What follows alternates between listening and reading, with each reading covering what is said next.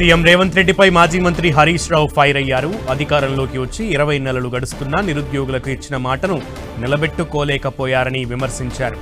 ఏడాదికి 2 లక్షల ఉద్యోగాలు ఇస్తామని ఇప్పటి వరకు కేవలం 12,000 ఉద్యోగాలు మాత్రమే ఇచ్చారని హరీష్ రావు తెలిపారు. సీఎం రేవంత్ రెడ్డికి అశోక్ నగర్ వెళ్లే ధైర్యం లేదన్నారు మాజీ మంత్రి హరీష్ రావు.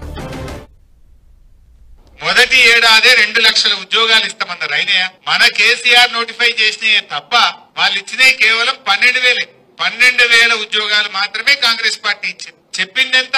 2 లక్షలు. మరి అదే బీఆర్ఎస్ పార్టీ అధికారంలో ఉన్నప్పుడు 1,68,000 ఉద్యోగాలు మనం ఇచ్చినాం. కానీ వీళ్ళు అబద్ధాలు చెప్పి మేము ఒక్కటే ఏడాది 2 లక్షలు నింపుతామని చెప్పి పిల్లల్ని రెచ్చగొట్టి రాజకీయంగా వాడుకున్నారు. ఇప్పుడు అదే పిల్లలు తయారైంది. ఇప్పుడు రేవంత్ రెడ్డికి బుద్ధి చెప్తాం. మా దగ్గరికి అశోక్ నగర్ కు రాహుల్ గాంధీని పట్టుకొని వచ్చి ఈయన నమ్మమని చెప్పి రాహుల్ గాంధీతో నమ్మించిండు. మాకు చెప్పించి రాహుల్ గాంధీ చెప్తే నమ్ముతారని రాహుల్ గాంధీతో మేము ఏడాది 2 లక్షలు ఇస్తామని చెప్పిండు. గెలవగానే రాహుల్ గాంధీ ఢిల్లీలో పడ్డాడు. మళ్ళీ తెలంగాణ ముఖం చూస్తలేడు. రాహుల్ గాంధీ పత్తలేదు.